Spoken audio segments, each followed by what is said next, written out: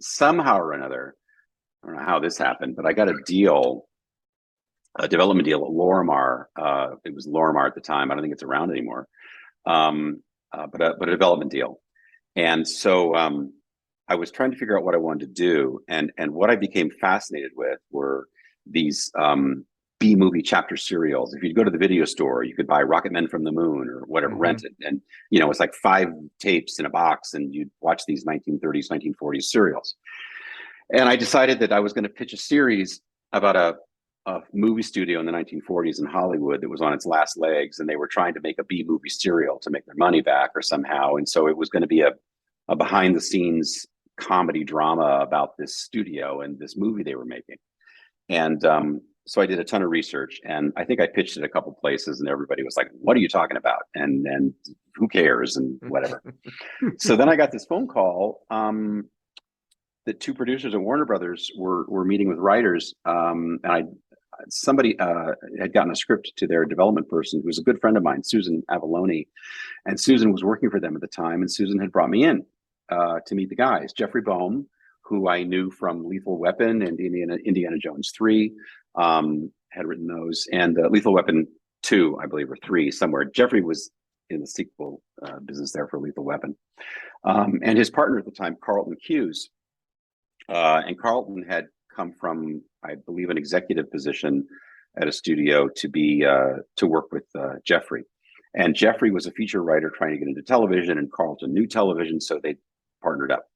So I came in to talk to them, and they said, "So what we want to do is this sort of multi-chaptery kind of B movie serial Western about this guy." And I said, "Oh, well," and this is where luck meets opportunity, preparation meets opportunity, or whatever the hell the phrase is. Yeah, sure. And I said, "Well, if you want to do a B movie serial, here's what you need." And I just went, bah, and just threw up all this stuff. And they were like, "Okay, here's the concept, here's the guy, here's the thing, come back with a pitch."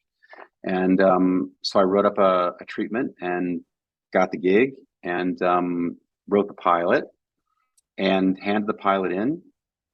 And Carlton said, "Thank you. We'll take it from here." Okay.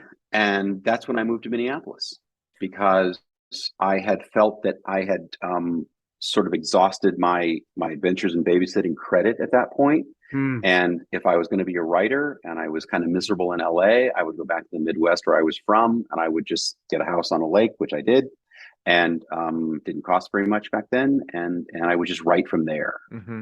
And what ultimately happened was, as I understand it, was Jeffrey and Carlton had gone to work. They put my script in a drawer, essentially, and they went to work on other pitches. They were trying to do a reboot of 77 Sunset Strip and some other things. And Bob Goldblatt, who was one of the executives, or big deal at Fox, I'm not sure what his role was at the time, but he had called in to talk to Jeffrey and Carlton, and was on the phone with Susan, who'd got me the interview. And in the conversation with Susan, he'd said, "Hey, by the way, did that Simkins script ever come in? That the Brisco thing?" And she said, "Yeah, it did." And so he said, "I'd like to read it." So she sent it over to them, and he read it, and then he called up the guys and he said, "Hey, whatever you're doing, stop it, because we're going to make this." And they were surprised, and they said, "Okay," and we started making it. They what I'd written was a really, really big, too big for television budgets. And so they went in and did really, really terrific work in consolidating and cutting things down and making it a shootable television pilot. So I come back from Minnesota. We shoot the pilot, which was great fun. One of the best days on the set was watching Bruce Campbell on that rocket sled, because that was a full-on practical effect. We had a gas burner in the back of it, and the rocket, the hand car was motorized and had a throttle on it, so he could speed it up. But that was a riot. Don't mind. I think we're going to step back a bit.